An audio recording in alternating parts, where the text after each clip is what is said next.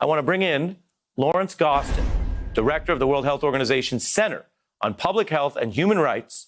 We reached out to you when the president announced very recently, within the last 2 hours, that he was defunding the WHO there in the Rose Garden. You agreed to rush and make this interview, and I appreciate it, sir. Of course, yeah.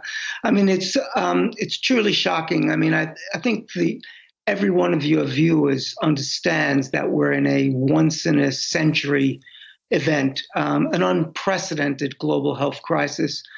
And to actually, in the midst of that crisis, cut the funding of the world's global health leader, the World Health Organization, is truly shocking. And you know what he's taking from WHO? It's not just money for preparedness.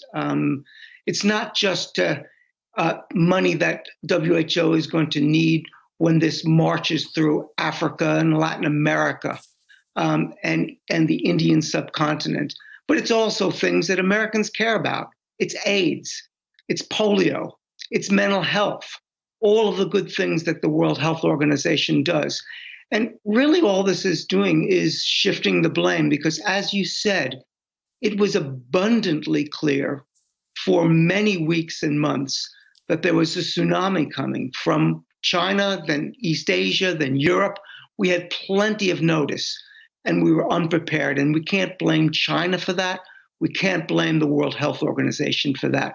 Well, that's important. Let me jump in because if a president, take this one out of it, if a president correctly found a level of failure in an organization, domestic or foreign, that they thought it merited defunding, there is a mechanism by which that might be valid.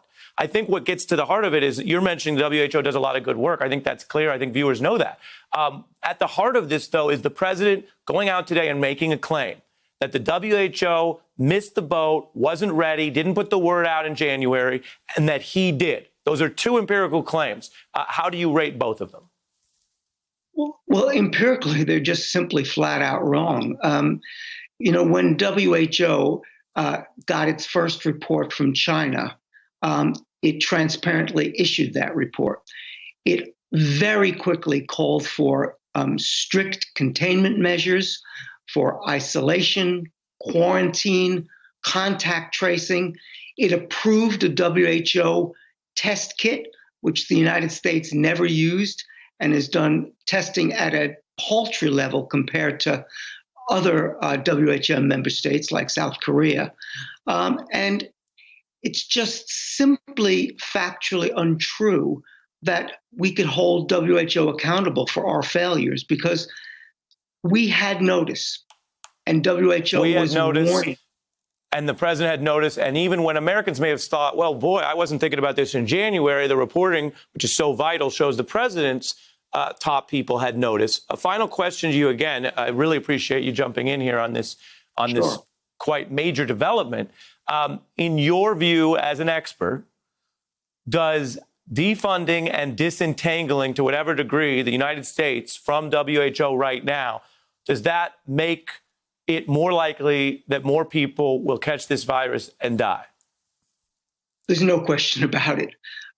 Without a WHO, that's empowered, there will be many, many more deaths. And not just as it marches through sub-Saharan Africa, which is next, but also here in the United States.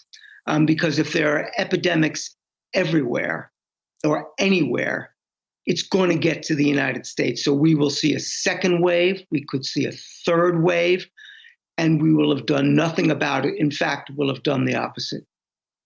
Lawrence Gostin, we wanted to get your expertise on this. Again, thank you. Hey there, I'm Chris Hayes from MSNBC. Thanks for watching MSNBC on YouTube. If you want to keep up to date with the videos we're putting out, you can click subscribe just below me or click over on this list to see lots of other great videos.